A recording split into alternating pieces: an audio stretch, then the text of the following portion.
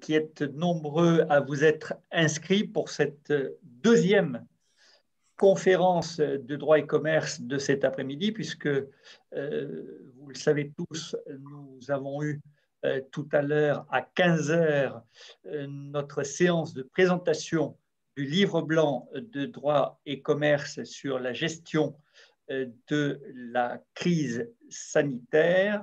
Et donc, vous nous rejoignez pour cette conférence d'Armel Leruyer sur l'agrément en droit des sociétés, vecteur de réforme. Je vais immédiatement passer la parole au président Netter, président du tribunal de commerce de Paris, pour présenter cette conférence en rappelant simplement sur le plan technique que vous avez la possibilité de poser des questions en utilisant le petit module qui se trouve en bas de votre écran sur la barre des tâches, l'écran QR questions et réponses. Armel Leruyer donc, va intervenir pour 1 heure et ensuite il y aura une séance de questions et réponses qui sera pilotée par Philippe Péramore et par le président Tricot. Je passe immédiatement la parole à Monsieur le Président Netter en le remerciant à nouveau vivement d'être avec nous pour cette nouvelle conférence du lundi. Monsieur le Président, c'est à vous. Merci beaucoup, Monsieur le Président. Alors, rentrons tout de suite dans le thème qui nous occupe ce soir. Ce thème est particulièrement intéressant puisqu'il nous amène au cœur du droit des sociétés et plus encore au cœur du fonctionnement en réalité des sociétés. Ce thème, vous le savez, c'est celui de l'agrément. Alors, un constat d'abord qui est celui du fondement de l'agrément. Alors, ce fondement, à vrai dire, est celui-là même de l'entreprise menée en commun, c'est-à-dire l'intuitu personné, c'est le choix des personnes avec qui l'on s'associe, c'est-à-dire en réalité avec qui l'on crée une société. Et l'on observera que ce critère perdure au fil du temps parce qu'il est essentiel et on pourra aussi observer que d'autres critères se sont un peu affadis au contraire avec le temps ou éventuellement ont profondément évolué. J'en veux pour preuve par exemple le capital qui progressivement est devenu secondaire dans la création d'une société, mais j'en veux aussi pour preuve l'évolution de l'objet social d'une société, puisque l'on voit aujourd'hui des sociétés qui n'ont pas d'autre objet que d'investir dans des sociétés à choisir dans des différents secteurs économiques. La seule chose qui est précisée, c'est les personnes qui vont choisir ces investissements. Et je parle bien sûr, vous l'aurez compris, des SPAC, les Special Purpose Acquisition véhicules, qui, moi, me frappent beaucoup dans cet affadissement, d'une certaine manière, de l'objet social. Alors, l'intuitu personné implique évidemment, pour son maintien dans la durée, l'agrément. Notion simple a priori, mais d'application compliquée, et à certains stades, les modalités d'application occultent le concept. Ce qui devient simple ne l'est plus, et ce qui devait protéger est source de conflit. C'est ce qu'entend mettre en lumière cet après-midi Madame Armel Leruyer, qui non seulement décrit un paysage législatif et réglementaire touffu, mais a aussi le mérite de suggérer des pistes d'amélioration en vue de parvenir à la création d'un droit français des sociétés fermées. Et j'ajouterais que, de par mes fonctions, je dirais que le juge commercial est particulièrement intéressé par une telle réflexion et par son côté pratique. Alors, Madame Leruyer est docteur en droit privé et sciences criminelles. C'est plutôt le premier point qui va nous intéresser ici. Elle est aussi, et ce n'est pas son moindre titre, lauréate du prix Droit et Commerce 2019. Nous allons l'entendre donc avec beaucoup de plaisir et d'intérêt Son intervention sera aussi particulièrement suivie par deux personnes que vous connaissez tous. D'abord, Philippe Perramort, qui est président d'honneur de droit et des commerces, qui a exercé la noble profession d'avocat et qui est un éminent spécialiste du droit des sociétés. Le second intervenant, c'est M. Daniel Tricot, là aussi que chacun connaît, président honoraire de la Chambre commerciale, économique et financière de la Cour de cassation et qui est aussi administrateur de droit et commerce. Alors, Madame Le Ruyer, donc votre intervention est prévue pour 1 heure et je vous passe immédiatement la parole. Merci, Monsieur le Président. Tout d'abord, je remercie l'Association Droit et Commerce de m'offrir cette tribune pour présenter ma thèse donc relative à l'agrément en droit des sociétés. Je remercie également le public qui, me dit-on, est nombreux pour son intérêt sur le sujet. Alors, sans plus attendre, je vais commencer. Permettez-moi juste quelques secondes pour brancher, partager avec vous mon écran. Voilà, il me semble que c'est bon.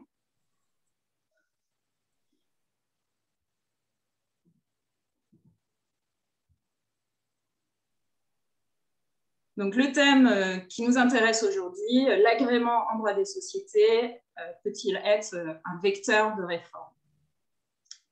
Quelques propos introductifs. Tout d'abord, je commencerai avec la définition de l'agrément, comme il est traditionnel de le faire. Définir l'agrément n'est pas un exercice aisé. Il comporte de nombreux synonymes: autoriser, consentir, permettre, approuver. Il est aussi utilisé dans de nombreux domaines du droit, public comme privé. Ainsi, un agrément administratif est nécessaire pour exercer certaines activités.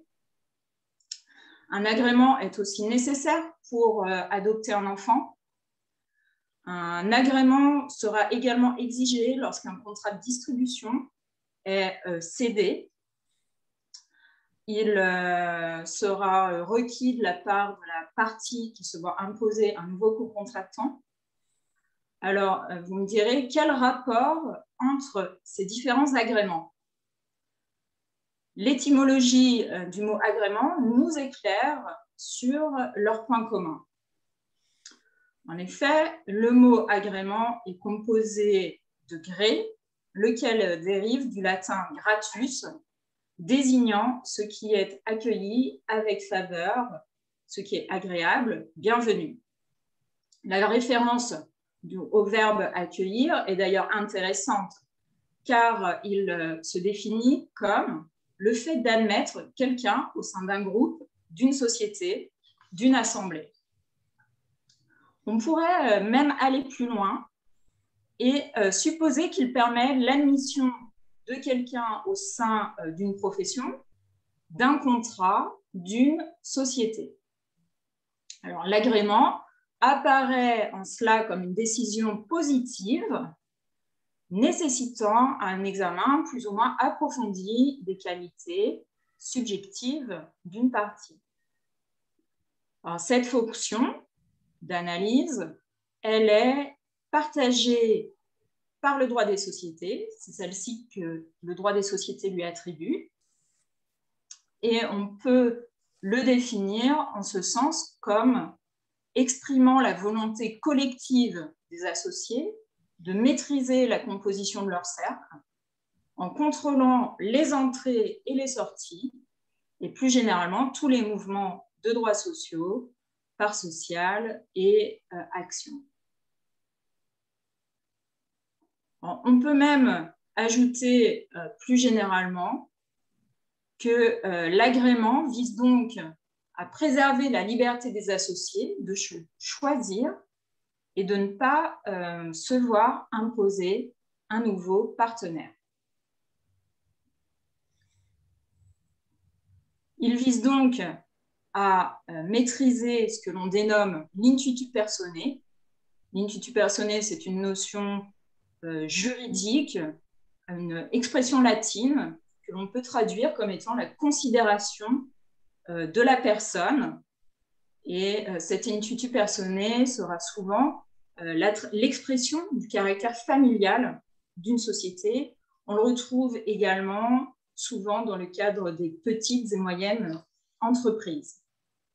Alors, cette importance de l'intuitu personae met en évidence l'origine contractuelle de l'agrément, lequel est d'ailleurs né de la pratique notariale. Alors, cette origine contractuelle m'amène à évoquer les sources de l'agrément. S'agissant de ces sources, on parle souvent de clause d'agrément, laquelle peut se trouver dans des statuts ou un pacte d'associés. Toutefois, il ne faut pas s'y tromper. Le terme de clause renvoie certes au contrat, mais on trouve des agréments dans la loi.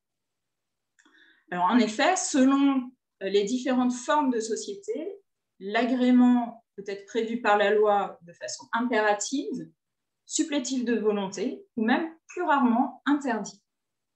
Alors, ce sera le cas dans les sociétés cotées, mais aussi dans certaines hypothèses à l'égard des sociétés anonymes. Cette complexité de l'agrément, elle n'existe pas seulement à l'égard de ses sources, elle s'exprime aussi dans le cadre de son régime, dont la procédure varie d'une société à une autre. Par conséquent, la loi conçoit l'agrément comme un mécanisme fonctionnel propre à chaque type sociétaire. Alors, toutefois, cette conception pose des problèmes car cela fait de la matière un nid à contentieux, spécialement au regard de l'importance des enjeux qu'implique l'agrément. Il suffit, pour s'en convaincre, d'observer les titres des revues juridiques pour constater qu'il alimente régulièrement les colonnes de ces revues ainsi que les observations des commentateurs. Alors, c'est précisément de cette constatation qu'est née la problématique de ma thèse. Quelle solution envisager pour juguler ce contentieux? Alors, pour répondre à cette question, j'ai trouvé quelques pistes de réflexion dans la célèbre apologie pour les faiseurs de système de Jean Rivero. Alors, selon lui, afin d'assurer la stabilité de la règle de droit, le juriste doit se transformer en faiseur de système, remontant du concret à l'abstrait, en passant du multiple à l'un, en s'efforçant de ramener la pluralité des solutions données par la loi ou la jurisprudence à quelques formules qui en dégagent les aspects fondamentaux. Inspirée par cette célèbre formule, je me suis dès lors attachée à essayer de rationaliser la législation de l'agrément sous la forme d'un système cohérent. À cette fin, j'ai d'abord dû réaliser une analyse des traits saillants de la législation, ses qualités, ses défauts, suggérer des pistes de correction, ces dernières étant parfois contenues en son sein même, que ce soit dans des dispositions générales ou spéciales. Puis, ma réflexion a pris de la hauteur en se détachant d'un exposé spécifique à chaque société pour adopter une vision globale de la matière, unifiée et simplifiée. C'est d'ailleurs sur la base de cette décomposition exégétique qu'une reconstruction a alors pu être proposée. Ce que donc je présenterai dans un premier temps, puis à partir de cette décomposition exégétique, il me semble que certaines réformes pourraient avoir lieu en droit des sociétés, ce que j'aborderai dans un second temps. Donc, dans un premier temps, j'évoquerai avec vous le droit positif de l'agrément, puis le droit prospectif de l'agrément. le droit positif de l'agrément. Cette législation, elle présente deux caractéristiques. Elle est à la fois pointilliste et impérative, que ce soit à l'égard du domaine ou de la procédure d'agrément. J'évoquerai avec vous d'abord le domaine, puis la procédure. S'agissant de son domaine, celui-ci concerne les situations dans lesquelles l'agrément a vocation à s'appliquer. Alors, on peut partir d'un postulat initial assez simple, mais s'apercevoir qu'en réalité, les textes sont compliqués. Alors, ce postulat, il repose sur l'intuitu personae, puisque l'intuitu personae constitue la finalité de l'agrément. Son objectif est de préserver l'intuitu personae des associés. Donc, on pourrait supposer que la source de l'agrément puisse se déduire de l'importance ou non de leur personnalité au sein de la société et donc de la nature des droits sociaux. En vertu de la dichotomie traditionnelle du droit des sociétés, distinguant les sociétés de personnes et les sociétés de capitaux, le postulat devrait donc être celui d'un agrément imposé par la loi en présence de parts sociales, alors qu'il devrait être d'origine conventionnelle en présence d'actions et de valeurs mobilières. En réalité, les choses se compliquent lorsque l'on s'attarde sur les textes propres à chaque type de société. L'analyse de ces textes met en évidence que la source de l'agrément est morcelée entre une source légale, soit impérative, soit supplétive de volonté, et une source conventionnelle lorsque l'agrément n'est pas tout simplement interdit par la loi. On observe également que la source de l'agrément peut être différente selon les liens de l'associé avec la personne qui en fait la demande. Alors, les textes mentionnent à cet égard les proches de l'associé, les ascendants, les descendants, le conjoint, les héritiers ou même ses propres associés. En outre, il faut ajouter à cela que la source de l'agrément peut varier en fonction de la nature des faits générateurs.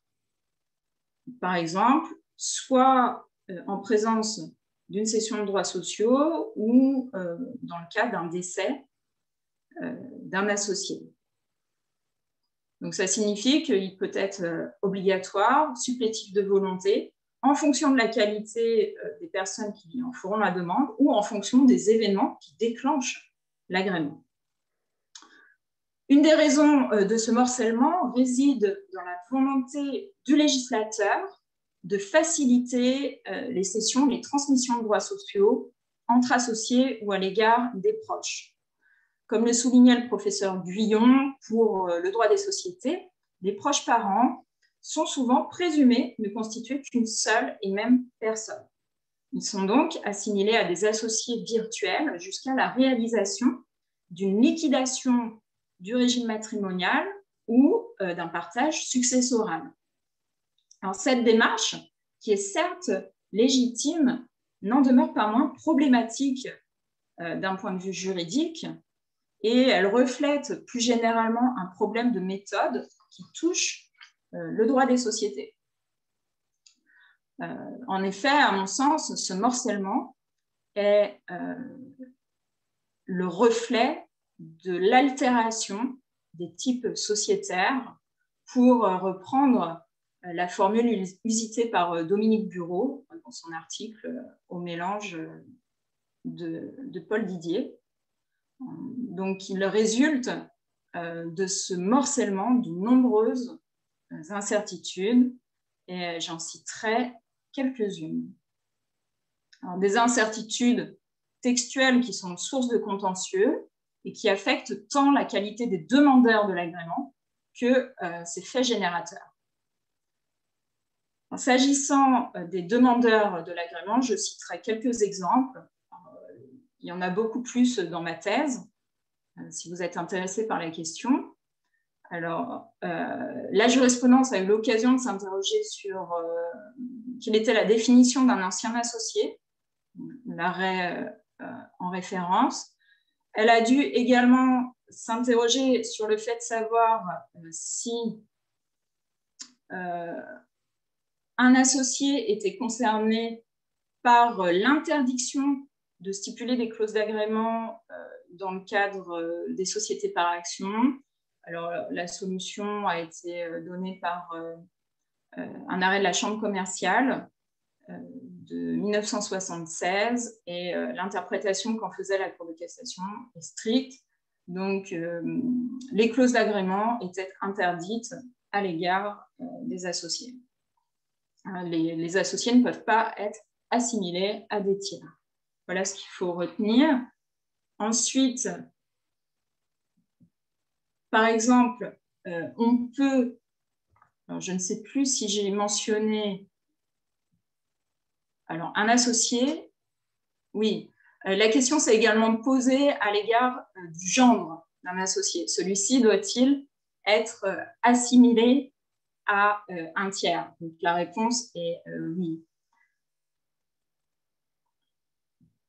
Et on peut très bien imaginer dans le futur que la question se posera à l'égard du partenaire pacsé. Doit-on assimiler le partenaire pacsé au conjoint? Alors, en l'absence de précision des textes, lesquels sont d'interprétation stricte, la réponse est non. Le partenaire pacsé ne bénéficie pas du traitement privilégié réservé aux conjoints dans le cadre du droit des sociétés.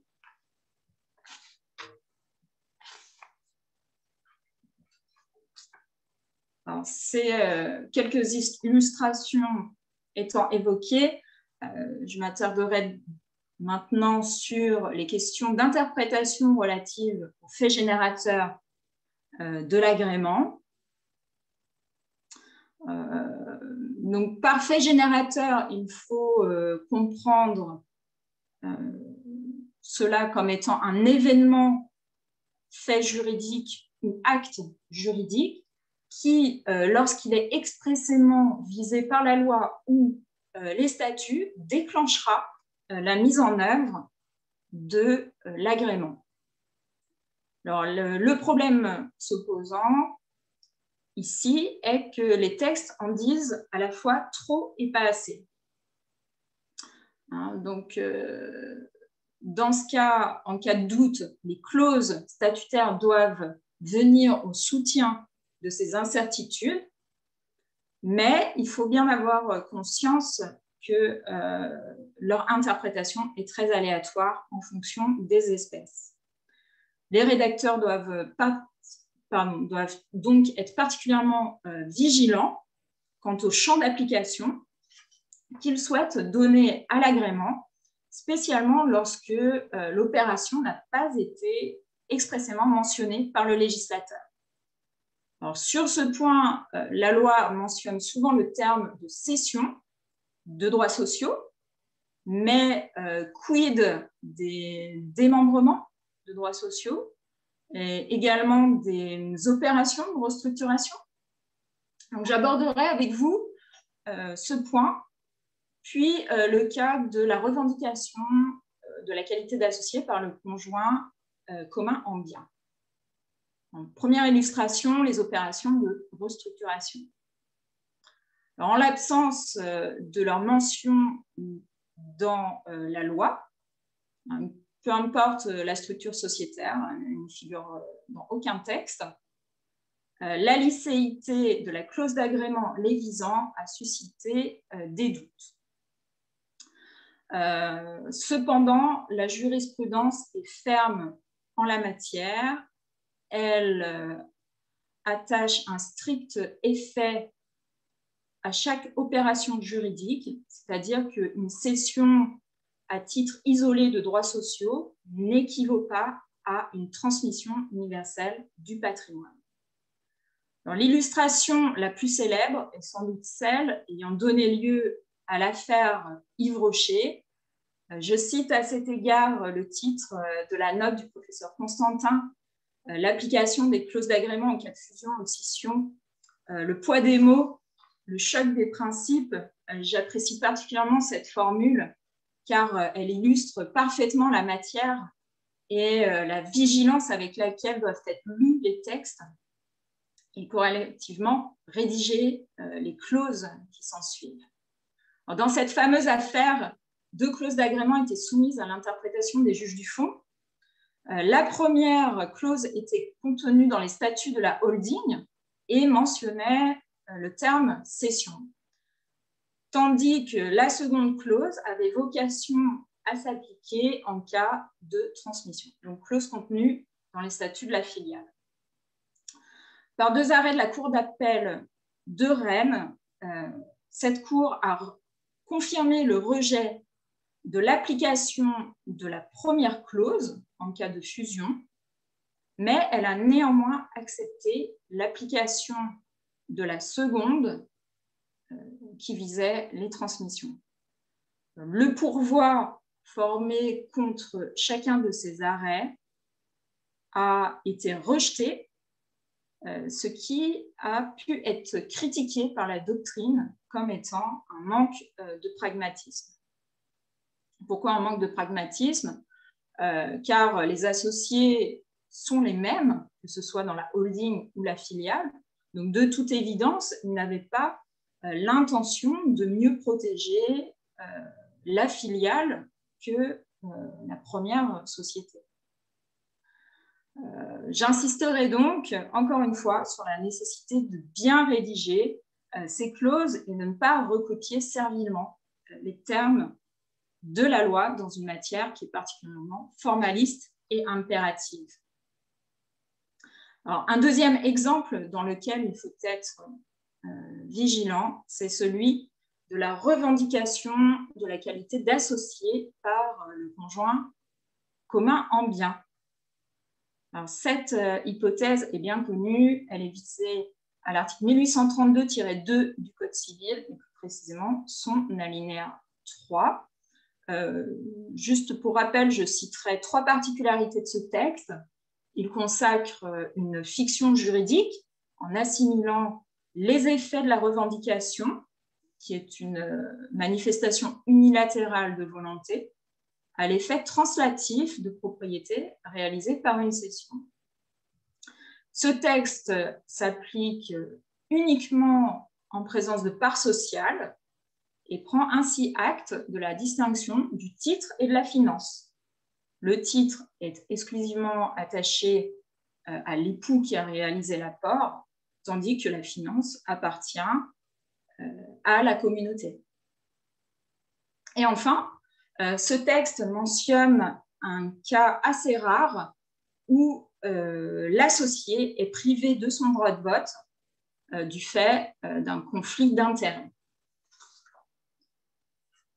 Alors, la question qui se pose plus précisément s'agissant de l'application d'une clause d'agrément ou même d'un agrément légal, il s'agit de savoir si une clause spécifique visant cette hypothèse est nécessaire pour rendre l'agrément opposable à l'époux revendiquant. Alors, en ce sens, les travaux parlementaires répondent positivement. Il faudrait une clause supplémentaire.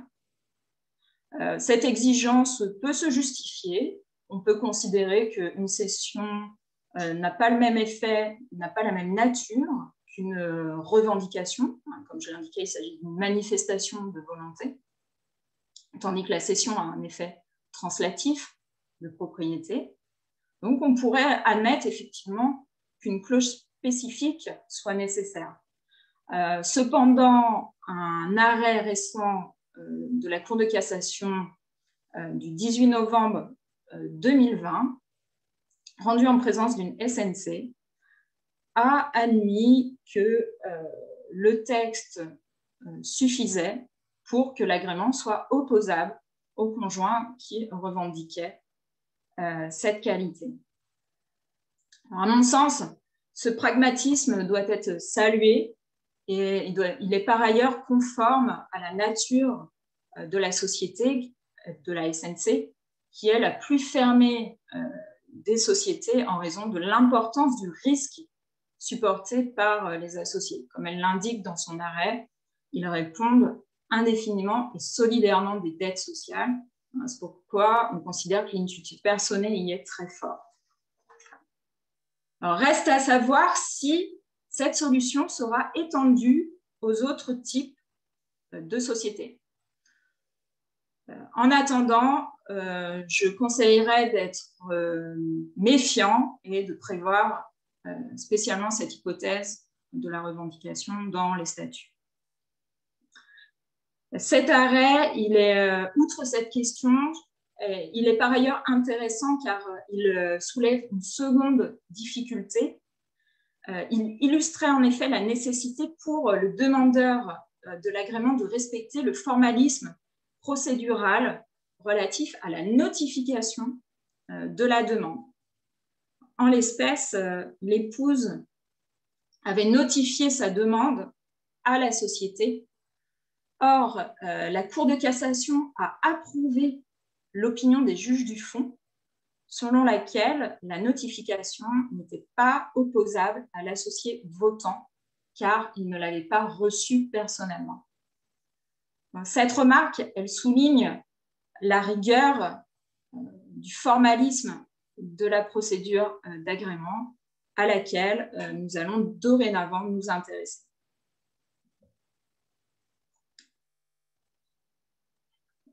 Une présentation de celle-ci s'impose avant d'évoquer, comme précédemment, les incertitudes suscitées par les textes.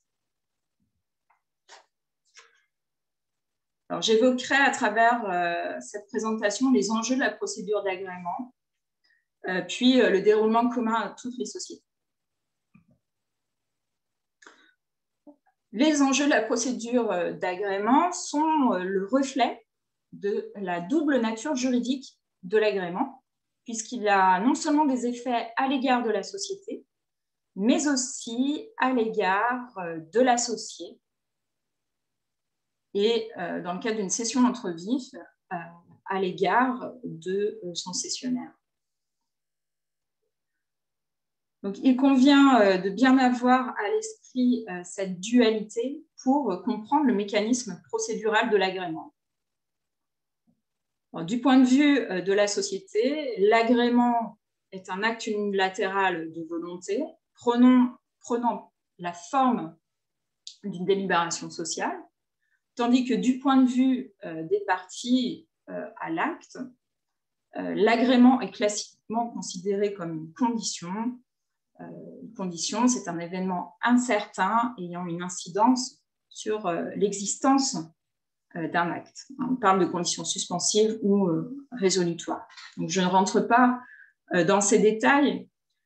Cette nature de l'agrément étant évoquée, celle-ci a une influence sur la double finalité de la procédure d'agrément. En premier lieu, en tant qu'acte unilatéral, son but est de préserver l'intuitu personae au sein de la société. Donc, acte unilatéral provenant de la société. Donc, il a pour but de préserver cet intuitu personae. Et à travers cette préservation, l'enjeu est souvent de maîtriser la composition du capital social et les différentes forces, les différents pouvoirs qui s'y expriment. L'agrément permettra ainsi de maintenir le caractère familial d'une société. Il permettra d'éviter l'entrée d'un concurrent dans la société.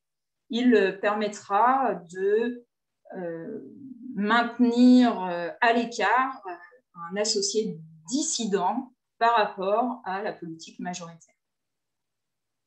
En second lieu, en tant que procédure, la finalité de la procédure d'agrément est de protéger les intérêts antagonistes des parties présents lors de son déroulement. Alors, évidemment, celui de la société, à travers son intuitu personnel, mais également l'intérêt de l'associé, notamment lorsqu'il entend céder ses droits sociaux. En effet, l'associé, comme n'importe quelle partie à un contrat, peut ne pas être tenu, il doit même, hein, il a le droit de se retirer à tout moment d'un contrat à durée déterminée en vertu de la prohibition des engagements perpétuels. Donc, c'est pourquoi notre droit lui offre, lui garantit le droit de sortir de la société.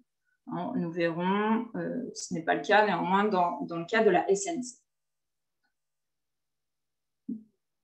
Donc, c'est l'enjeu de la procédure d'agrément sont d'une telle importance qu'ils sont nécessairement, que les règles encadrant la procédure d'agrément sont nécessairement impératives. La Cour de cassation défend rigoureusement leur respect, que ce soit par une interprétation stricte des textes et des clauses corrélatives, ou que ce soit par un total rejet d'un formalisme de substitution. Certains praticiens le regretteront, mais cette position me semble parfaitement justifiée. En effet, admettre un formalisme de substitution ou une interprétation souple des textes reviendrait à dévoyer leur finalité. Or, chacune de ces règles a une fonction bien précise, et cela à chaque étape de la procédure d'agrément. Comme pour le domaine de l'agrément, ces règles procédurales font l'objet d'un encadrement spécial dans le corpus de textes propre à chaque société. Par conséquent, elles peuvent tout à fait être différentes d'une société à une autre. Il est toutefois possible de synthétiser ces règles en des règles communes à toutes les sociétés.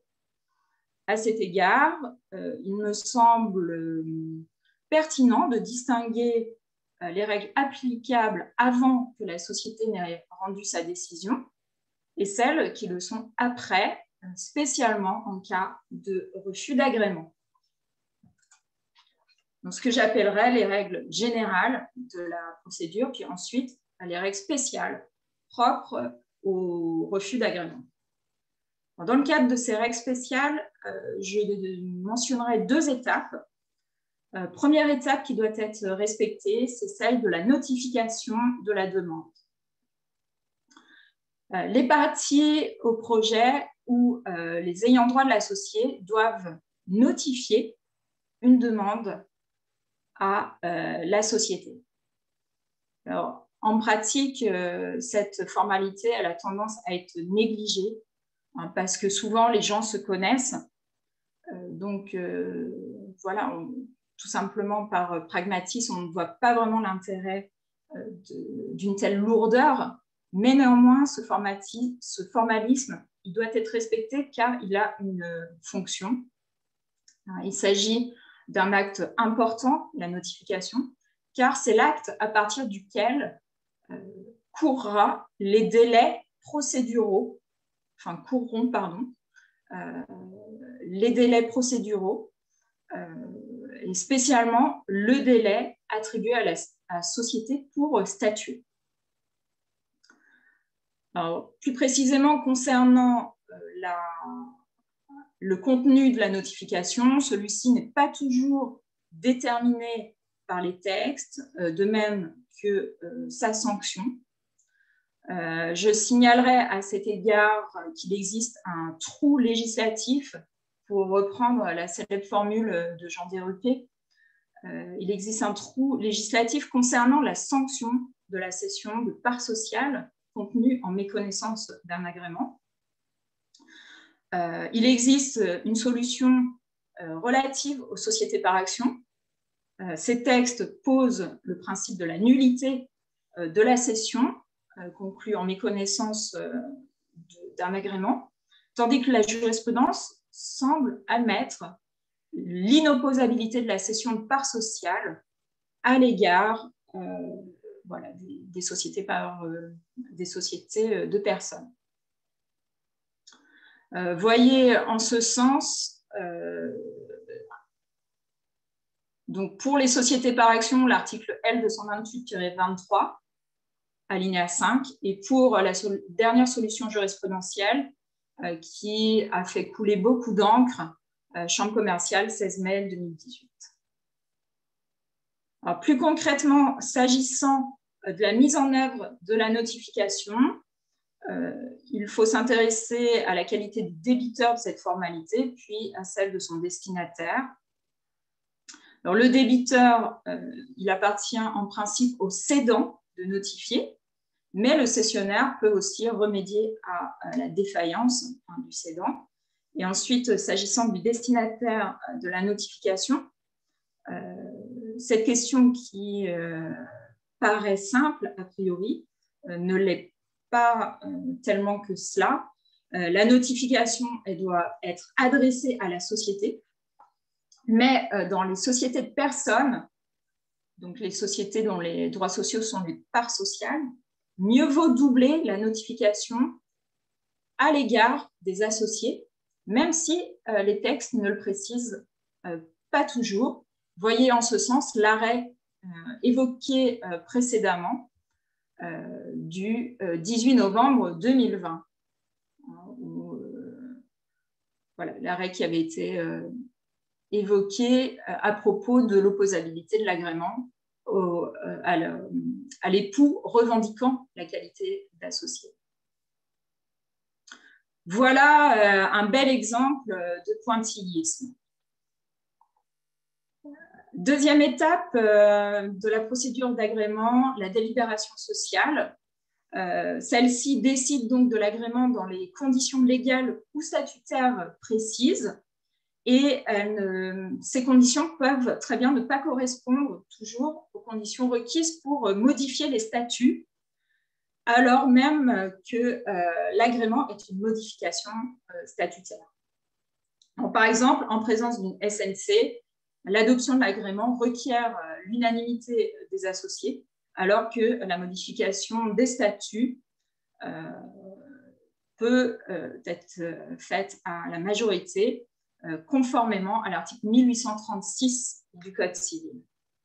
Bon, en plus de ces conditions, conditions donc légales ou statutaires d'adoption, la jurisprudence a pu juger que l'agrément devait être pur et simple, global, concerner une personne déterminée ou au moins déterminable, et enfin, que l'agrément pouvait être discrétionnaire, c'est-à-dire que la société n'a aucune obligation de communiquer les raisons de son refus, contrairement au droit de la distribution.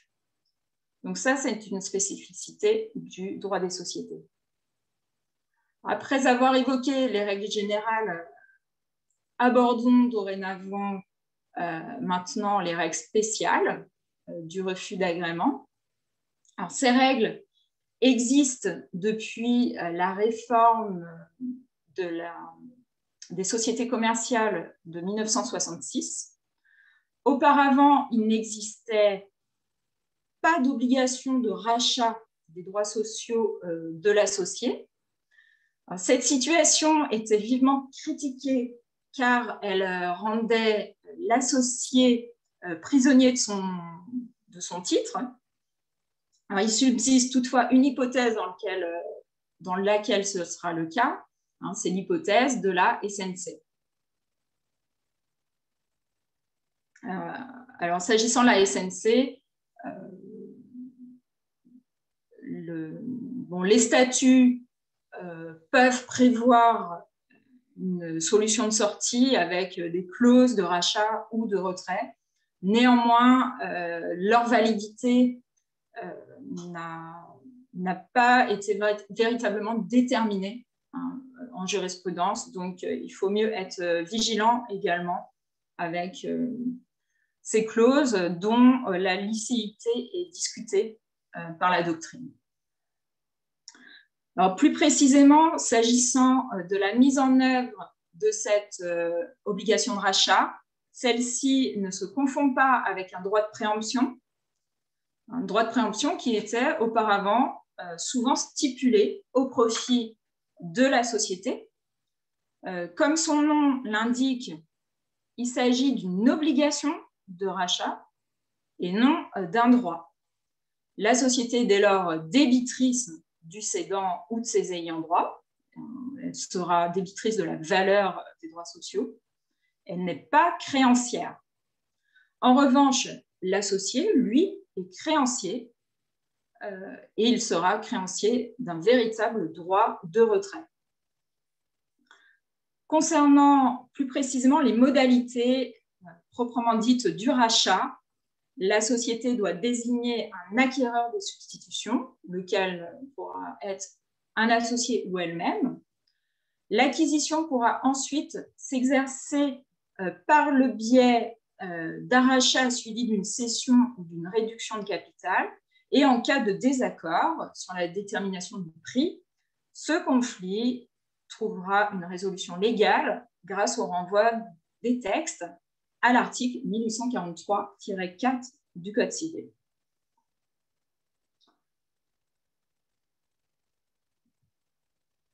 Alors, pour terminer sur cette exécution de l'obligation de rachat, celle-ci doit être effective avant l'expiration d'un délai, lequel peut varier d'une société à une autre. Donc, il faut bien faire attention au contenu des textes sur ce point.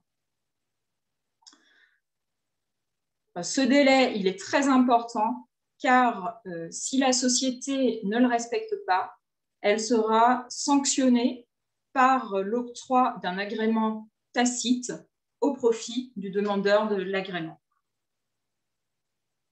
Alors, le but de cette sanction est de garantir au cédant le droit de sortir de la société et de le prémunir contre l'arbitraire de la société qui pourrait entrer dans un chantage avec lui et lui proposer de racheter ses droits à vil prix. Donc, le but, c'est aussi de contraindre la société pour garantir une sortie à l'associé. Nul n'est tenu d'être engagé perpétuellement. Alors, cette solution de l'agrément tacite, on constate qu'elle est souvent appliquée en pratique à l'égard des héritiers, ce qui me semble discutable. Alors, j'aborde avec vous maintenant les incertitudes liées à la mise en œuvre de la procédure d'agrément. Il existe à cet égard beaucoup d'incertitudes s'agissant du sort des héritiers pendant la mise en œuvre de cette procédure. J'évoquerai seulement quelques cas qui concernent les héritiers car ils ont fait l'objet d'une actualité jurisprudentielle récente et importante. Alors, les questions suivantes ont pu être évoquées. Première question, l'acquisition de la qualité d'associé par l'héritier agréé a-t-elle un effet rétroactif? Cette question, elle est importante car une réponse positive autoriserait le nouvel associé à remettre en cause les décisions sociales adoptées pendant le déroulement de la procédure d'agrément. Pour éviter cette remise en cause, la Cour de cassation a logiquement refusé le bénéfice rétroactif de cette qualité. Vous voyez en ce sens un arrêt du 3 mai 2018. Toujours entre le moment du décès et l'issue de la procédure, la question s'est posée de savoir si l'héritier bénéficie-t-il d'un droit au dividende. Sur cette question, les textes sont muets. Ils prévoient généralement que les héritiers n'ont droit qu'à la valeur des droits sociaux. Toutefois, une disposition isolée relative au SCP mentionne le droit des héritiers de bénéficier des dividendes. Cette solution, elle est étonnante au regard de l'intuitu personnel attaché à ces sociétés où le fruit du travail résulte précisément de la personnalité des associés. Donc la question s'est posée de savoir s'ils bénéficiaient de ce droit aux dividendes, et par un arrêt rendu le 2 septembre 2020, la Cour de cassation n'a pas entendu généraliser la solution mentionnée dans le cadre des SCP. Elle a refusé ce droit aux héritiers. Cette décision, elle me semble tout à fait, elle doit être approuvée, car le droit au bénéfice est, à mon sens, un attribut de la qualité d'associé. Or, par nature, tant que l'agrément n'a pas été donné, l'héritier ne peut pas bénéficier des prérogatives attachées à cette qualité. Enfin, je finirai par évoquer avec vous une question qui n'a pas fait l'objet d'un arrêt ou de décision de justice. L'héritier ayant formulé une demande d'agrément peut-il bénéficier d'un agrément tacite lorsque la société ne respecte pas le délai procédural? Alors, cette question inédite en jurisprudence, on peut toutefois l'observer de manière sous-jacente dans certains arrêts, et notamment l'arrêt précité rendu le 3 mai 2018. Alors, en l'espèce, une légataire universelle avait formulé une demande d'agrément, et cette demande avait été refusée par l'associé survivant. La société était alors tenue de racheter la valeur des parts transmises à la légataire avant l'expiration d'un certain délai, lequel avait été prorogé judiciairement en l'espèce. Une proposition de rachat avait été finalement formulée et adressée à la légataire, mais celle-ci n'y a pas donné suite.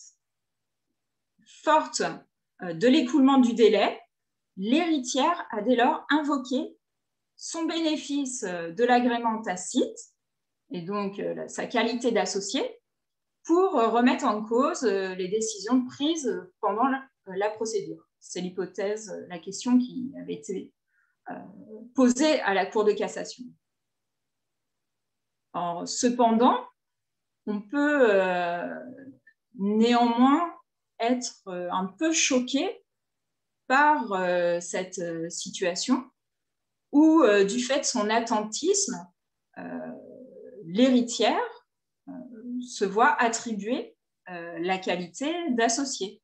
Hein, elle est associée car elle a été, de façon tout à fait consciente,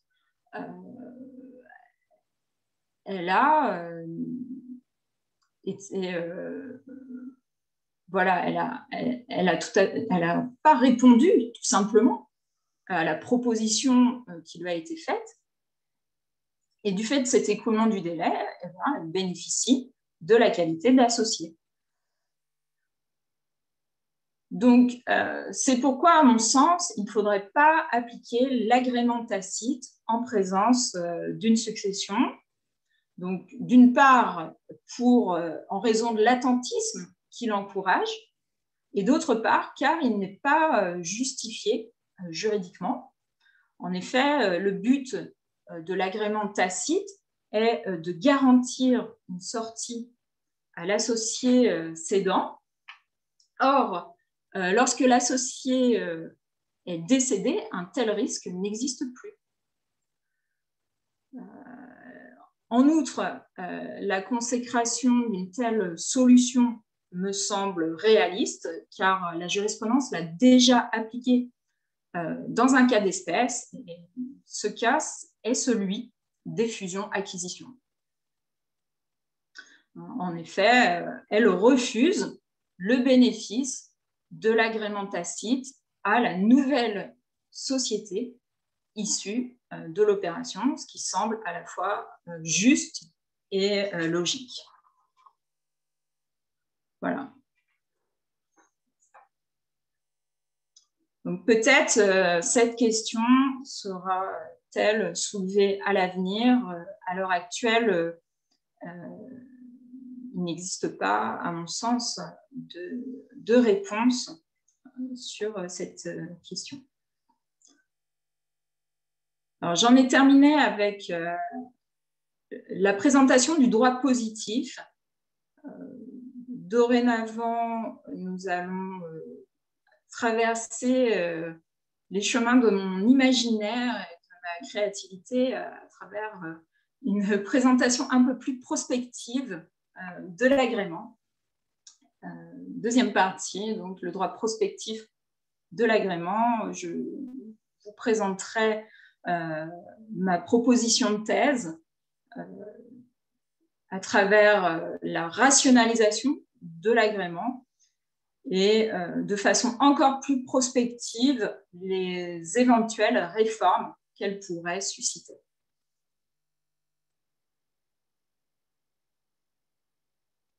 Alors, rationalisation de l'agrément. Cette rationalisation, elle m'a semblé nécessaire car la méthode législative usitée pour élaborer la législation actuelle est le reflet d'une certaine époque, celle où la société était conçue avant tout comme une institution. Le législateur avait, en 1966, la volonté de tout prévoir et de tout encadrer. Or, cette démarche casuelle est une source d'insécurité car elle se concrétise par une imbrication de textes peu intelligibles, comme vous avez pu le constater. Cependant, en dépit des apparences, l'analyse exégétique à laquelle nous avons procédé tout à l'heure, cette analyse exégétique a aussi eu pour mérite de montrer que les défaillances de cette législation ne sont pas irrémédiables. Il est possible d'y déceler ses propres traitements. Sous ces données légales se dégagent en effet des règles générales et abstraites permettant d'envisager une conceptualisation de l'instrument fonctionnel qu'est l'agrément en droit des sociétés. Cette conceptualisation repose sur une unification de l'agrément, laquelle autoriserait une simplification du droit.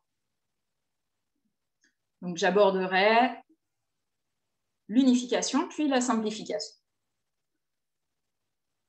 S'agissant de l'unification de l'agrément, si l'agrément se conjugue actuellement au pluriel, il présente pourtant toujours la même finalité, quelle que soit la structure sociétaire ou la nature des droits sociaux en cause.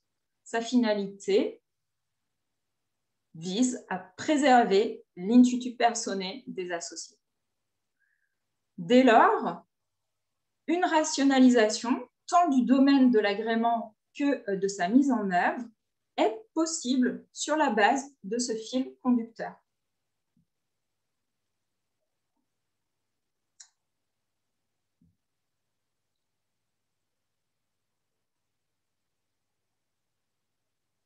Le domaine de l'agrément, il peut être unifié et par là même sécurisé en partant du postulat que l'agrément est susceptible de s'appliquer à tous les types sociétaires.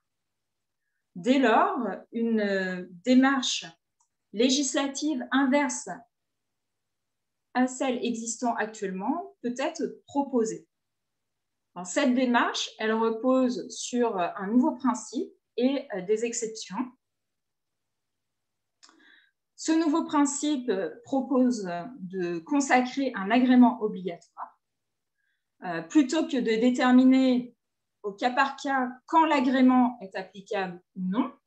Pourquoi la loi ne poserait-elle pas le principe de son application obligatoire à toutes les sociétés, quelle que soit la qualité du demandeur de l'agrément, quelle que soit l'opération en cause. Cette démarche inversée permettrait ainsi de garantir l'application d'un agrément en cas de défaillance de la rédaction des statuts. En pratique, sachez que c'est d'ailleurs l'option d'ores et déjà choisie dans le cadre des logiciels de rédaction d'actes qui cochent automatiquement l'application d'un agrément. Outre cette remarque pratique, ce postulat me semble justifié à plusieurs titres.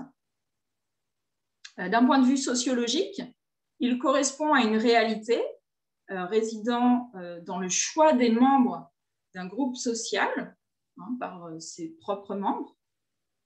Donc, dans l'introduction de ma thèse, je citais l'exemple du mariage, qui pour moi est l'archétype du contrat in tutu personae. Donc, il y a une réalité sociologique qui consiste à choisir les personnes avec qui on souhaite entretenir des relations. Ce postulat, il correspond également à une réalité économique. La plupart des entreprises du marché européen sont des petites et moyennes structures où la personnalité de leurs membres est importante. Et ensuite, juridiquement, ce postulat reflète une conception contractuelle du droit des sociétés qui est dominant actuellement. Alors, évidemment, ce principe il ne saurait être absolu. Il serait assorti d'exceptions ponctuelles afin de permettre aux sociétés de s'ouvrir dans les situations qu'elles souhaitent. J'illustrerai mon propos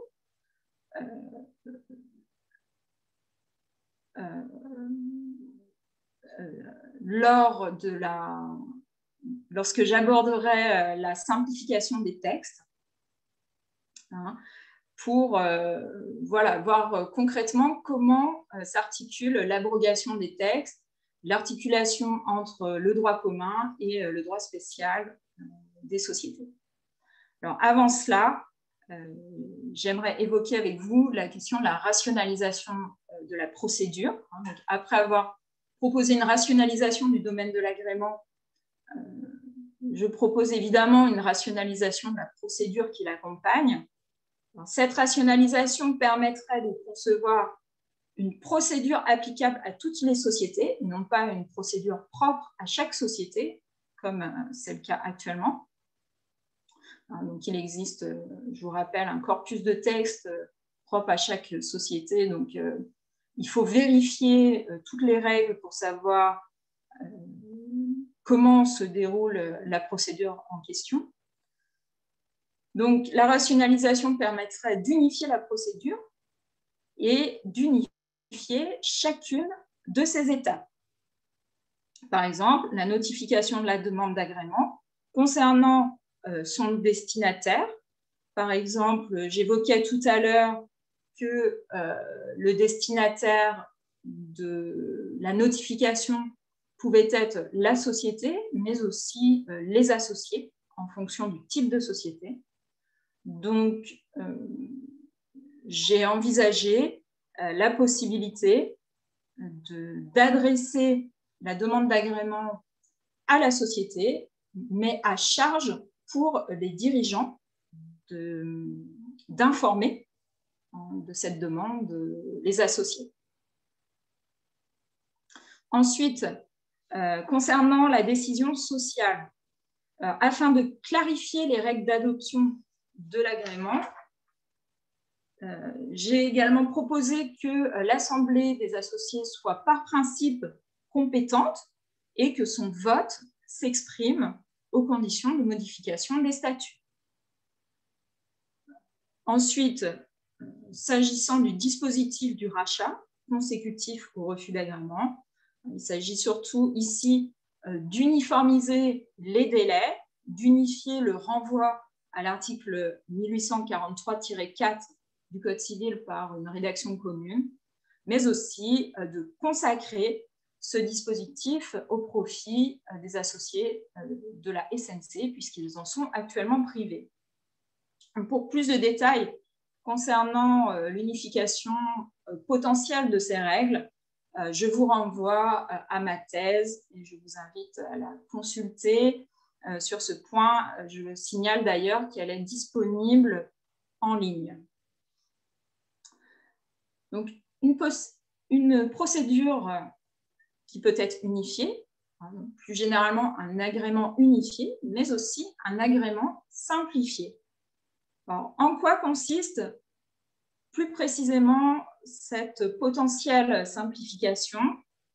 Alors, l'unification évoquée permettrait de contrer la démarche actuelle consistant à vérifier minutieusement les dispositions de chaque structure pour vérifier quand et comment l'agrément s'applique. Au contraire, avec le système proposé, seul un texte relatif au droit spécial de chaque structure serait à consulter.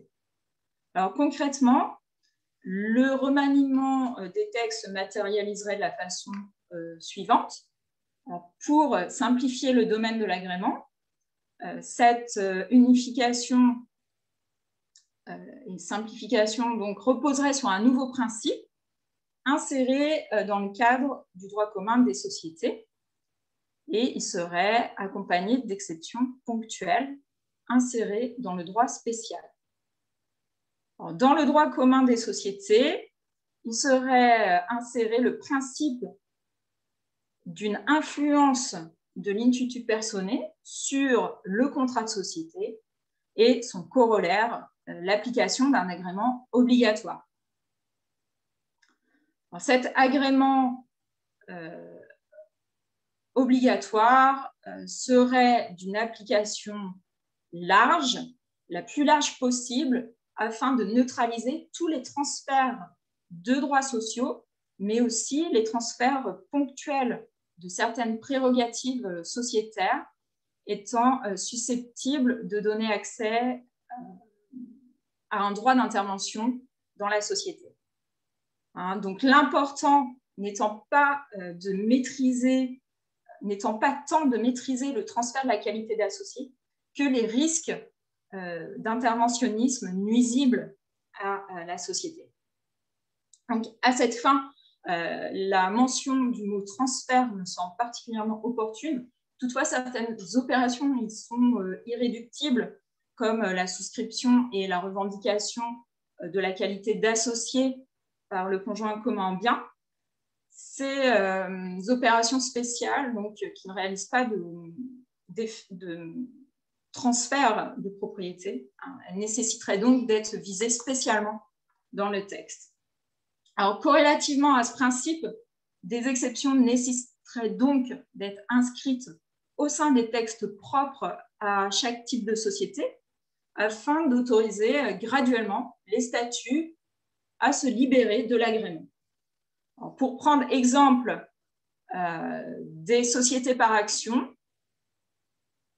l'agrément il serait toujours supplétif de volonté, à charge pour les statuts de stipuler une clause de dispense d'agrément. Donc, on pourrait envisager une abrogation de l'article L228-23 du Code de commerce et le remplacer par un texte disposant, par exemple, que les statuts peuvent déroger à l'agrément institué par le droit commun des sociétés.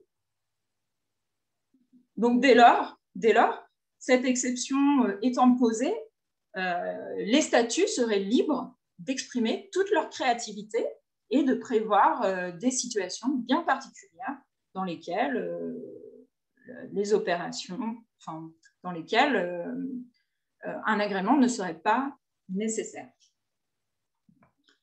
Alors,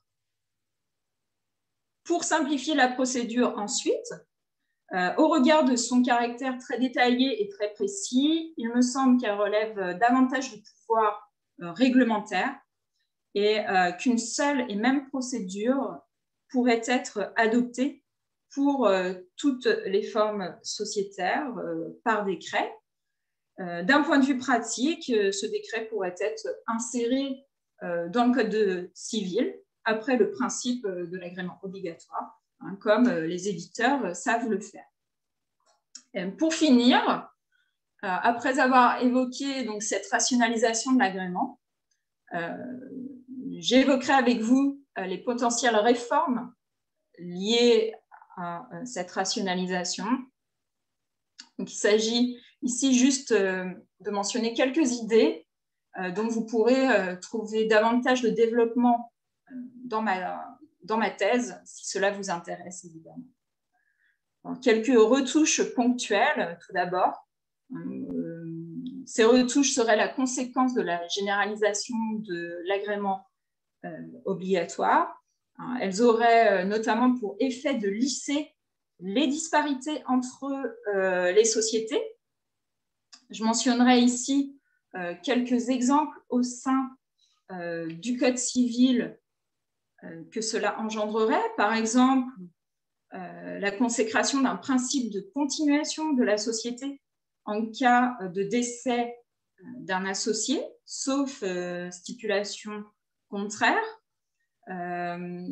Également consacrer une exception générale au principe de la prohibition des pactes sur succession future, qui actuellement n'existe que dans le cadre des sociétés dites de personnes.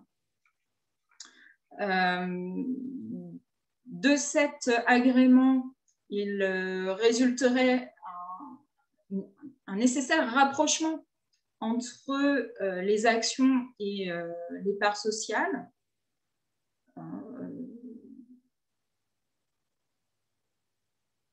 Alors, cette atténuation, elle existe déjà en pratique, puisque l'influence de l'intuitu personae peut être aussi forte dans les sociétés de personnes que dans les sociétés par action.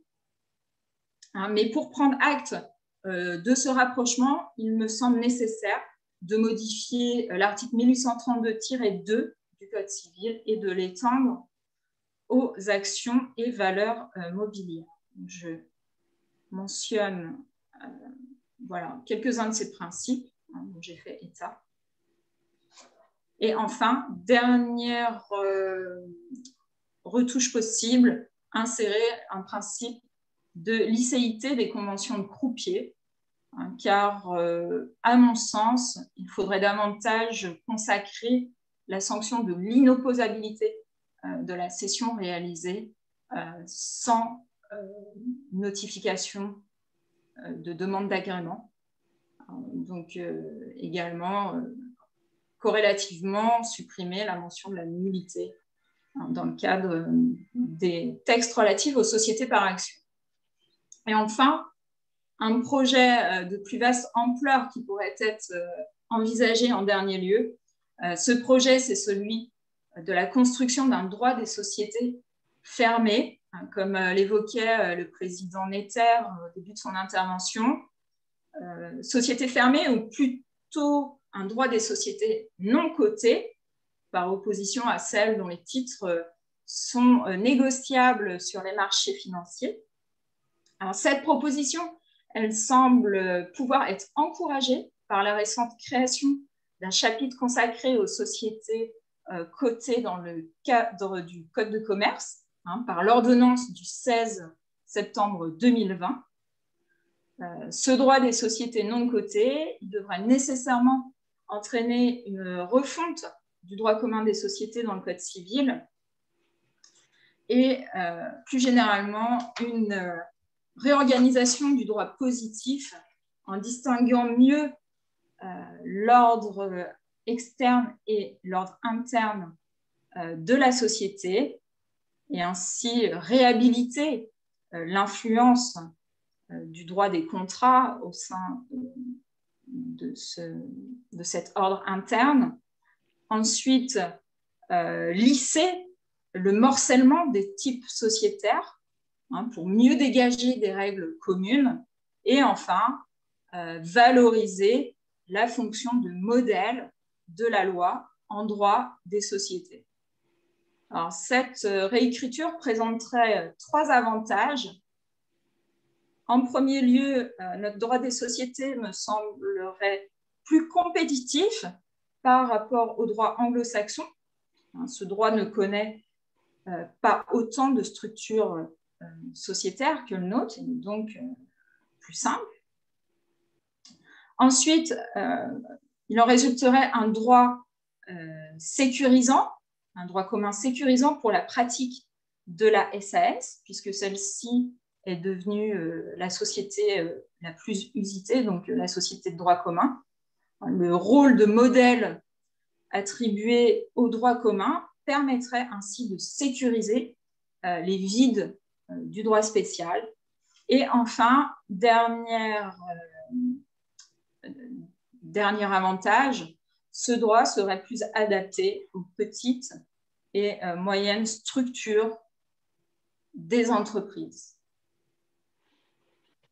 Donc, il s'agit ici d'un résumé de ma thèse. Si ces questions vous ont intéressé, je vous invite encore à la télécharger et à vous référer aux questions plus précises qu'elle contient.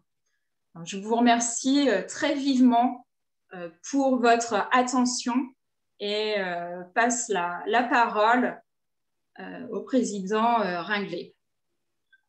Merci beaucoup, Armelle, pour cet exposé très complet et plein de perspectives. Et je cède immédiatement la parole aux deux éminents débatteurs qui sont aujourd'hui avec nous et qui nous font l'avantage de leur présence.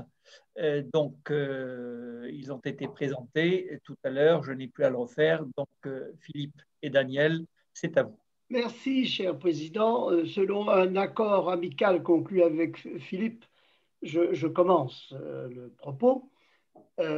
Madame Armelle-Laurier, vous nous avez fait bénéficier d'un panorama éblouissant et extrêmement complet sur une question qui est très complexe, très difficile. Et on voit bien la complexité parce qu'il y a à la fois du droit impératif, mais des aménagements. Il y a d'abord une protection des associés. Il y a une analyse des comportements qui est très différente selon qu'on regarde la société ou ce que l'on regarde l'associé, ses héritiers, son conjoint. Les intérêts sont complètement différents. On a bien noté que finalement, vous prônez plutôt l'idée d'une protection généralisée, ce qui est dans le sens du vent, me semble-t-il. Vous dites même que ça nous ferait un bonus vis-à-vis des anglo-saxons. Et je me dis même en vous écoutant que dès lors que, depuis les réformes toutes récentes, la société gère une entreprise qui est un collectif humain dans la vie économique, c'est-à-dire elle la gère en considération des enjeux sociaux et environnementaux, on est loin de la simple gestion d'intérêts financiers. On est beaucoup plus au-delà, puisque c'est la gestion de l'entreprise, et qu'on comprend d'autant mieux que ceux qui, effectivement, ont la décision pour l'entreprise, à la tête de la société, cherchent à se protéger. Vous nous avez dit, et je l'ai vérifié, que votre thèse est accessible en ligne. C'est très généreux de votre part. Est-ce qu'on aura le plaisir de la lire sur le papier? Parce qu'il y a certains qui aiment bien tenir un ouvrage. Pour l'instant, vous m'entendez? Oui, parfaitement, allez-y. Oui, ce n'est pas un projet, mais pourquoi pas à l'avenir. Voilà, mais n'oubliez pas, faites le projet. Vous pourrez mettre en dos bandeau comme quoi vous avez été pris de thèse de droit et commerce et ce n'est pas rien. En tout cas, c'est un ouvrage qui mérite d'être connu, diffusé et c'est tout à fait intéressant. J'ai une incertitude. Je vous pose tout de suite la question parce que j'ai une incertitude. Il me semble que sur les arrêts de la Cour de cassation qui récemment ont dit que bon, vous n'êtes pas pour l'agrément tacite, ça je crois que vous avez raison. Mais, à l'égard des héritiers. Oui. Oui, c'est ça, bien sûr. Mais vous prônez plutôt, de façon générale, l'inopposabilité à la nullité. Non ou pas? Oui, alors il faut préciser le contexte. La question se pose de savoir si on sanctionne par la nullité ou l'inopposabilité une cession, plus généralement tout transfert de droits sociaux qui n'aurait pas respecté l'agrément de la société en question. Donc la question se pose de savoir quelle est la source de l'agrément pour répondre à cette question au regard du droit positif. Il faut savoir si nous sommes en présence de parts sociales ou d'actions. Les textes relatifs aux sociétés par action disposent que c'est la nullité qui est applicable. Donc, la cession réalisée sans agrément serait nulle. Donc, elle serait réputée n'avoir jamais eu aucun effet. Tandis que les textes relatifs aux sociétés de personnes, sociétés civiles, SNC, et j'aurais tendance à classer les SARL parmi elles du point de vue de l'agrément parce que les droits sociaux sont des parts sociales. Donc ces textes ne précisent pas quelle est la sanction du défaut d'agrément. Et la jurisprudence a plutôt tendance à favoriser la sanction de l'inopposabilité. C'est-à-dire que la cession réalisée sans agrément serait valable entre les parties, mais elle ne produirait pas d'effet à l'égard de la société que l'on veut protéger. Et un arrêt rendu le 16 mai 2018 a tranché en faveur de cette inopposabilité en présence de parts sociales applicables à la SNC. Enfin, il s'agissait d'une SNC. Personnellement, je suis plutôt favorable à cette solution de l'inopposabilité. Pourquoi? Pour des raisons pratiques. La sanction de la nullité, c'est une sanction qui est difficile à mettre en œuvre du fait de la rétroactivité. Ensuite, l'inopposabilité, elle a pour avantage également de respecter certaines règles juridiques et notamment le fait que notre droit des contrats admet la validité des actes simulés. Donc, il existe parfois des actes qui sont occultes ou qui n'ont d'effet qu'entre les parties, qui n'ont pas l'apparence qu'ils devraient avoir. Et c'est ce qu'on connaît en droit des sociétés sous le nom de la convention du croupier. Et à mon sens, la nullité, elle a pour désavantage d'interdire la conclusion de ces conventions de croupier. Donc la convention de croupier, vous savez ce à quoi ça fait référence, c'est la convention conclue par un associé dans le dos de ses autres associés avec un tiers. Oui, alors voyez-vous, il y a déjà un écho dans ce que vous dites parce que le professeur Dominique Schmitt nous envoie une question en demandant: est-ce que vous entendez dans votre projet de réforme combattre la position de la Cour de cassation qui refuse d'annuler une délibération contraire au statut?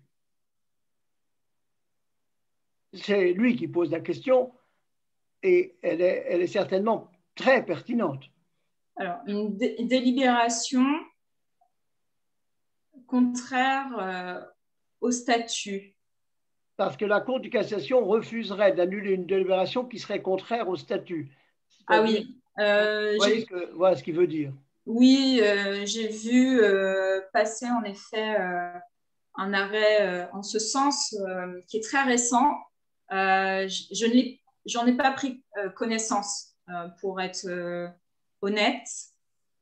Donc, elle refuse d'annuler une Oui, on va réserver la question. Il va peut-être la préciser, nous donner la référence de l'ARES, qui sera toujours intéressant dans le cours du débat. Ce que je vous propose, c'est de donner la parole à Philippe Peramore, qui a aussi des questions à vous poser. Juste pour finir sur la question de monsieur le professeur Schmitt, il me semble donc que cette position de la Cour de cassation s'inscrit dans la continuité de l'arrêt Larzul, qui exige la violation d'une disposition impérative pour annuler la délibération en question. Et donc, effectivement, cela implique de prendre position sur la nature de la nullité. Ainsi, on considère que tout acte contraire au statut implique une nullité ou non. Personnellement, je ne pense pas. Pour aller dans votre sens, puisque j'ai pris ma part en collège, des arrêts de 2003 dont vous avez parlé, ce qui est certain, c'est que la Cour de cassation est très scrupuleuse sur l'intérêt, sur l'interprétation de toutes ces clauses pour leur donner un caractère limitatif. Et je crois que c'est très sage d'agir ainsi. Votre projet, ce qui est intéressant, c'est que précisément, à partir d'un schéma unique, on peut le décliner de façon plus ou moins ouverte. Et oui, ça, je crois que c'est une reconstruction qui mériterait d'être faite. Et donc, pour finir, pour conclure, ma réponse, la question est non. Mon projet ne porte pas sur cet arrêt, sur la question qu'il implique. Merci. Philippe? Oui, Madame Leruyer, vous avez à plusieurs reprises souligné l'importance de la procédure d'agrément et de son formalisme, ce qui évidemment provoque un certain nombre de questions.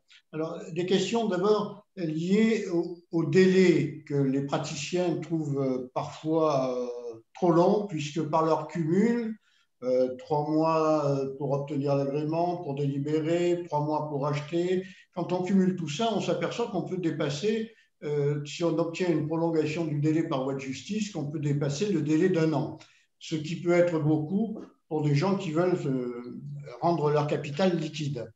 Alors, pour mieux encadrer ces délais, les praticiens peuvent imaginer certaines dispositions que je vous soumets, notamment de prévoir dans la clause d'agrément un renoncement de la société émettrice à demander en justice l'octroi de délai, ce qui éviterait ce cumul de délais dont je viens de parler.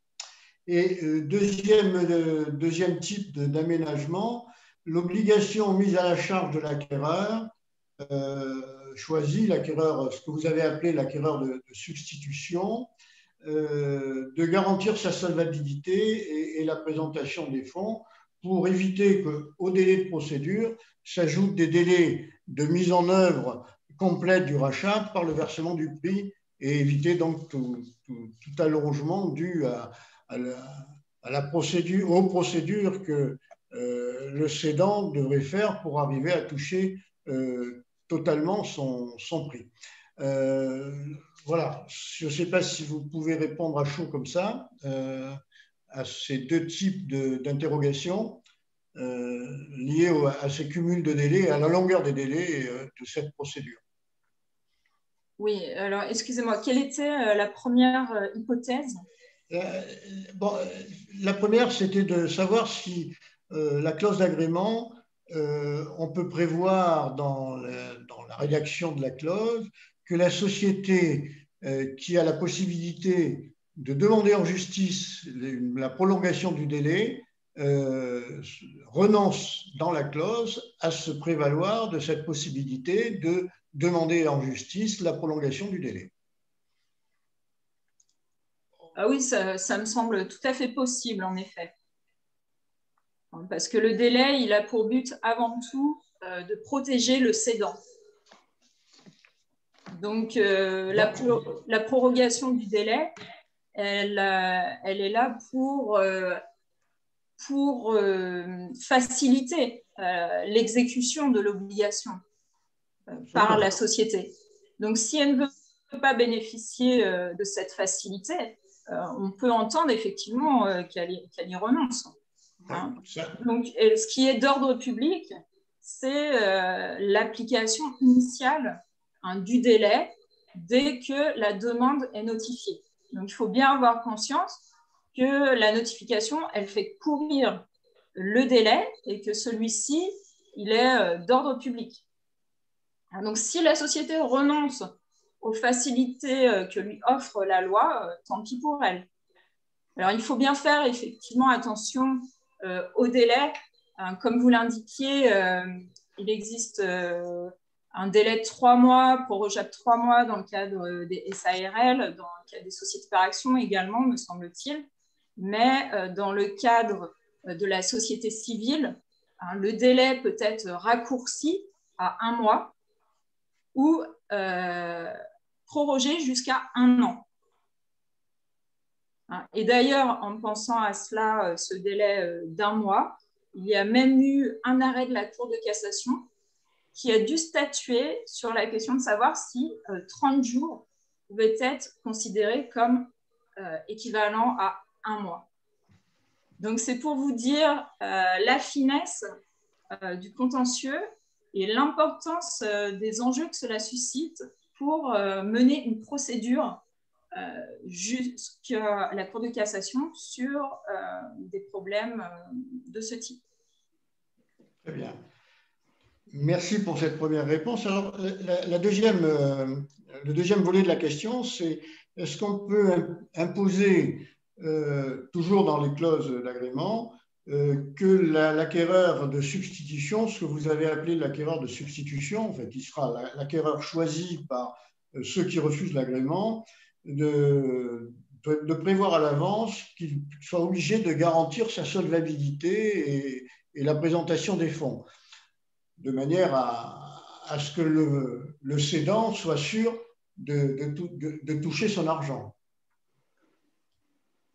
Oui, alors effectivement, c'est aussi une question qui se pose en pratique et à laquelle je ne suis pas certaine d'avoir de réponse.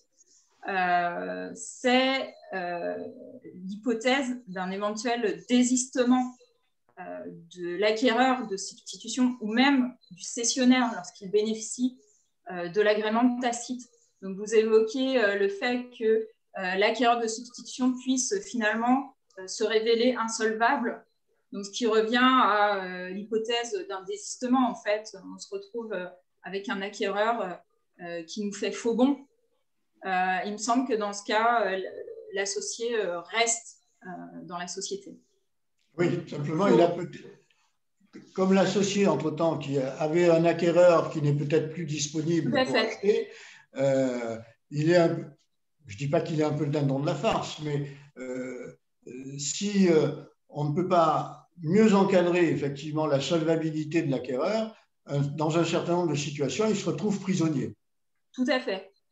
Et d'ailleurs, concernant la mise en œuvre de l'obligation de rachat, je l'illustrais avec cet arrêt du 3 mai 2018 qui concernait l'attentisme éventuel du demandeur de l'agrément ou du cédant. Là, en l'occurrence, c'était l'attentisme de l'héritier.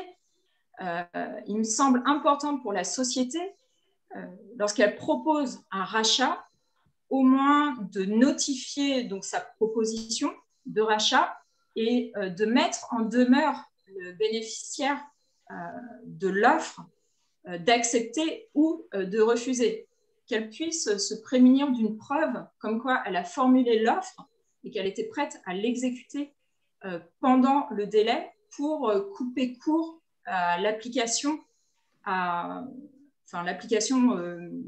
automatique de l'agrément tacite. Bien. Toujours, ces problèmes de formalisme soulèvent un certain nombre de questions. Donc, toujours sur le problème liées à toutes ces obligations que vous avez rappelées tout à l'heure, les problèmes qui sont liés à la combinaison des droits d'agrément, des clauses d'agrément dans les statuts et des pactes d'actionnaires qui peuvent exister par ailleurs. Ces pactes d'actionnaires souvent intègrent des clauses de préférence, des droits de préférence ou des droits de préemption.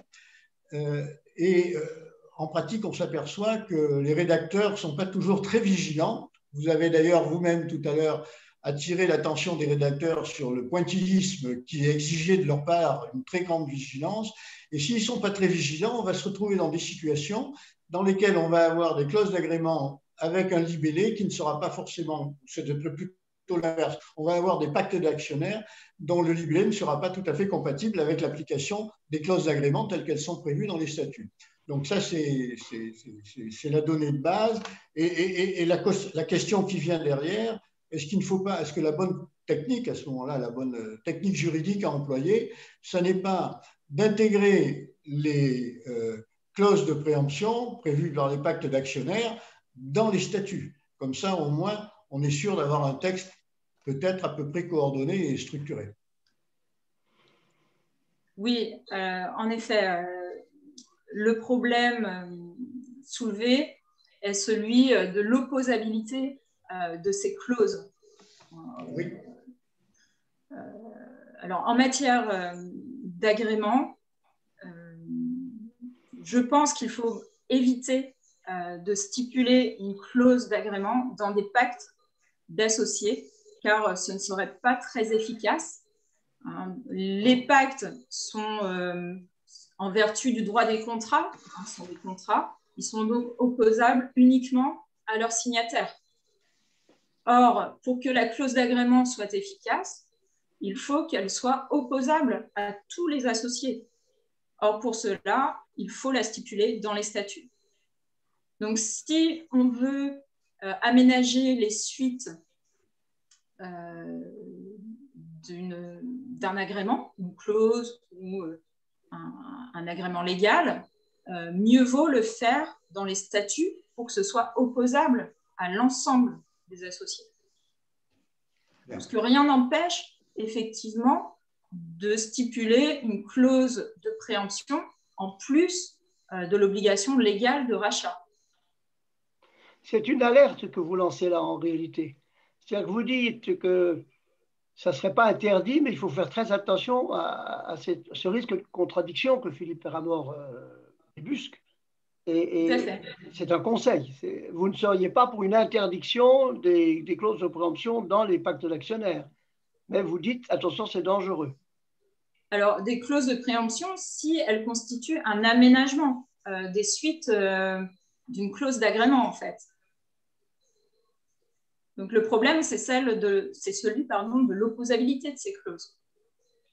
Si on met en œuvre un agrément et que finalement, il a été conclu entre seulement deux associés, une clause de préemption vis-à-vis des droits de celui qui cède, mais que cette clause n'est pas opposable au restant des associés, là, ça pose effectivement des soucis. Donc, à mon avis, le pacte d'associés, dans ce cas, ne serait pas opposable aux autres associés. Ce qui prévaut serait l'application des dispositions légales.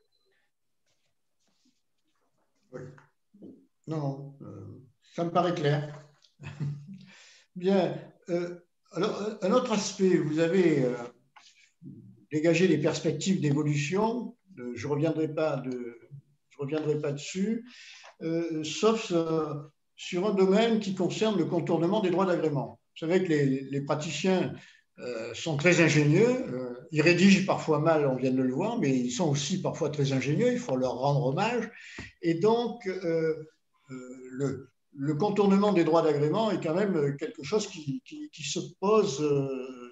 Et j'ai compris des projets que vous avez évoqués ou des perspectives que vous avez ouvertes que vous ne seriez pas contre un assouplissement de certaines dispositions. Mais est-ce que ces assouplissements, par exemple l'utilisation de prête-noms ou autre chose comme ça, ne vont pas finalement être une espèce d'incitation au contournement. Alors que l'esprit de la conservation de l'intuitu personnel et des relations entre associés mériterait peut-être une approche différente qui consisterait à renforcer les sanctions contre le contournement, puisque ce que nous dit la Cour de cassation, c'est qu'il faut démontrer l'intention de frauder, enfin la preuve de la fraude au droit d'agrément pour pouvoir faire annuler les opérations de contournement. On pourrait aussi en conclure qu'il faut donc renforcer les sanctions pour que, parce que cette preuve est quand même assez difficile à rapporter. C'est donc, disons, une évolution qui est un petit peu différente de celle que vous préconisez. Alors, je répondrai en deux temps. D'abord, personnellement, si j'étais praticien et si voilà, j'étais face à une telle hypothèse, je pense que j'essaierais effectivement d'avoir recours à n'importe quel autre mécanisme plutôt que l'agrément, hein, pour avoir étudié la complexité des textes et la finesse du contentieux en la matière. Vraiment, je pense que l'agrément doit être le dernier recours.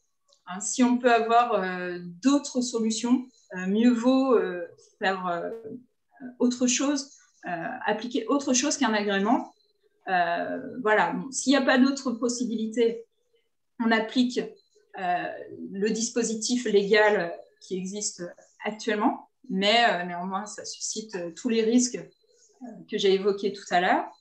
Et ensuite, vous mentionnez, il y a des problèmes de preuve, notamment de l'intention de contourner l'agrément. Donc, ça pose effectivement la question de la nature de la sanction, encore une fois. Si on entend faire prévaloir la nullité de la cession ou l'inopposabilité de cette cession. Et pour moi, je pense qu'il serait davantage opportun de privilégier l'inopposabilité d'une cession. Peut-être que parfois, on a intérêt à ne pas notifier une demande d'agrément, à rester dans la société et peut-être à céder en sous-main, en quelque sorte, via une convention de croupier. Voilà, tout dépend des cas d'espèce. Hein. Personnellement, je suis plutôt libérale et je pense que la nullité n'est pas une bonne sanction. Bien. Le débat est ouvert. Oui, madame, c'est vrai que vous avez raison, il faut se méfier de ces clauses. Alors moi, j'ai vu en pratique des difficultés assez considérables lorsque, face à une demande d'agrément des héritiers, cette demande est refusée.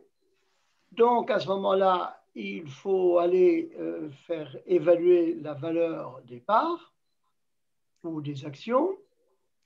L'expertise se déroule. Au passage, vous avez évoqué l'article 1843.4 du Code civil. J'observe qu'après une période de grande turbulence, c'est une disposition qui est maintenant stabilisée par l'ordonnance de 2020 et qui semble convenir. Enfin, je ne sais pas, à ma connaissance, s'il y a des projets nouveaux de modification. Mais ce que j'ai vu en pratique, c'est que le prix d'évaluation est tel que personne ne peut racheter les parts, ni la société elle-même, ni les associés. Et dans ce cas-là, on se trouve dans une situation de blocage, puisqu'il y a eu refus d'agrément et que personne ne peut acheter les parts ainsi évaluées. Et vous, qu'est-ce que vous... dans vos propositions... Non, parce que cette solution de sauvetage, parce que dans le cas auquel je pense, on a cherché à tout faire pour faire effacer ce refus d'agrément. Et on y est parvenu. Mais vous voyez la pirouette que cela suppose. Parce qu'il y a le premier temps, refus d'agrément, deuxième temps, ça coûte tant, troisième temps, ben, qu'est-ce qu'on fait? Puisqu'on ne peut pas en sortir, il faut forcément tout vendre. Tout à fait. Le droit positif offre deux possibilités en présence d'un refus d'agrément. L'obligation de rachat peut se traduire soit par l'acquisition par un tiers ou un associé ou une autre personne, soit le rachat par la société. Et dans ce cas, soit elle cède les parts, soit elle réduit son capital. On peut envisager éventuellement une réduction de capital. C'est plutôt la solution, c'est de vendre la société totalement et globalement à un acquéreur éventuel qui veut bien en prendre tout le contrôle. Mais dans ce cas-là, évidemment, on ne vend pas dans de très bonnes conditions, on vend même dans des conditions assez catastrophiques. Tout à fait. Tout à fait. Vous avez évoqué le droit commun et les SAS, et vous avez dit, mais vous n'avez pas eu le temps d'en dire beaucoup plus, que les SAS ont un régime particulier. On a bien compris que pour les SNC, c'est un peu particulier, puisque là, je crois que la jurisprudence doit être lue avec beaucoup de prudence sur ce point. Quand la Cour de cassation parle à propos des SNC, je ne pense pas qu'elle parle à propos de toutes les sociétés. Mais les SAS, c'est le régime de la liberté.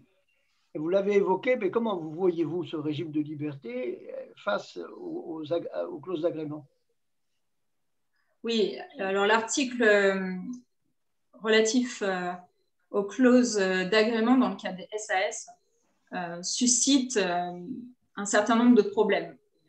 D'une part, ce texte mentionne la possibilité de soumettre à un agrément les cessions d'actions. Donc, comme je l'indiquais, le terme cession, il est sujet à controverse. La Cour de cassation, elle est stricte sur ce point. Une cession à titre isolé n'équivaut pas à une transmission universelle du patrimoine. Donc, lorsqu'une clause mentionne que l'agrément est applicable en cas de cession, cela exclut nécessairement son application non seulement aux opérations de restructuration, mais aussi aux successions. Donc, a fortiori, c'est embêtant que la loi mentionne uniquement les cessions dans le cadre de la SAS. Donc, de ce fait, on pourrait se demander si les clauses d'agrément sont applicables en cas de succession dans le cadre de la SAS. Alors, la position générale, elle est plutôt libérale au regard de l'esprit de la SAS, c'est d'admettre la stipulation de clauses en fonction de la liberté contractuelle, dans tous les cas que le souhaitent les associés. Néanmoins, il se pose un second problème en présence d'une SAS, c'est le problème de l'articulation du droit commun des sociétés avec cette disposition spéciale de la SAS, sachant que le droit commun des actions interdit la stipulation de clauses d'agrément dans des cas limitativement énumérés. Par exemple, le texte interdit la stipulation à l'égard du conjoint, des descendants, des ascendants et des héritiers. Voilà, le but étant de favoriser les transmissions familiales. Donc, si on applique strictement les principes et qu'on considère que la stipulation de clause d'agrément n'est possible qu'en cas de cession, dans le cas des SAS, il faudrait appliquer par défaut le droit commun des sociétés par action, lequel interdit donc l'application d'un agrément à l'égard des proches, ce qui va totalement à l'encontre de la liberté prônée par la SAS. Donc, il y a un sérieux problème de rédaction sur ce point. Merci beaucoup. Philippe, on peut rendre la parole à notre président? Absolument. Bien, merci à Armelle et à nos éminents débatteurs pour ce dialogue final qui était absolument passionnant et très, très technique, agrémenté de questions particulièrement complexes de la part du public. Et donc, il me revient le mot de la fin. Donc, pour ce mot de la fin, je voudrais simplement vous rappeler en 3 secondes les prochaines conférences de droit et commerce, si Guillaume me confirme que l'on voit bien à l'écran ce que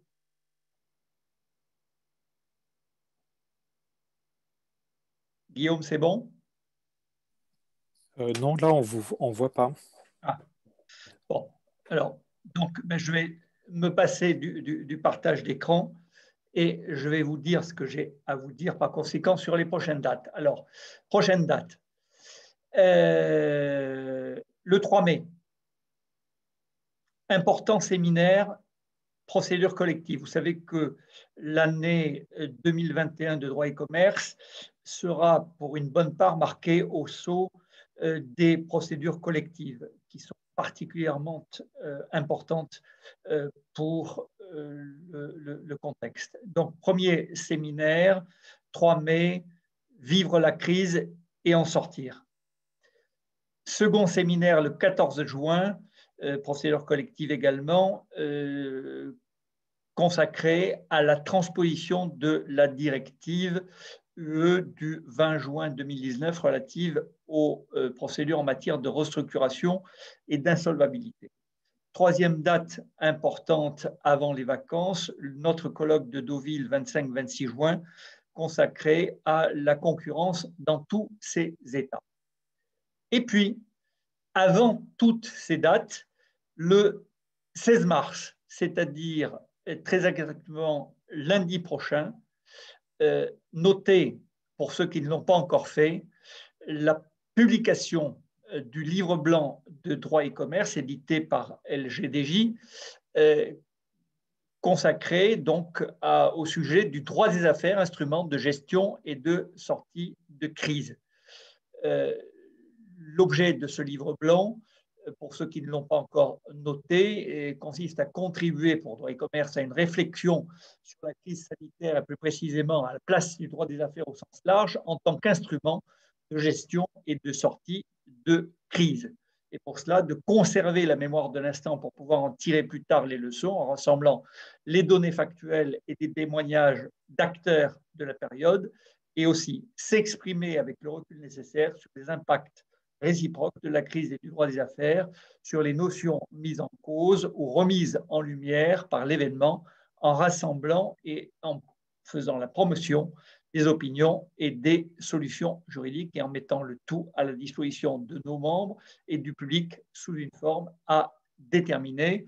Ce livre blanc est le fruit du concours de 46 contributrices et contributeurs d'horizons divers, chefs d'entreprise, économistes, conseillers d'État, hauts fonctionnaires, juristes, universitaires, praticiens, avocats, mandataires, et je vous invite tous à en suivre la publication. Donc, je l'ai dit, le lundi prochain.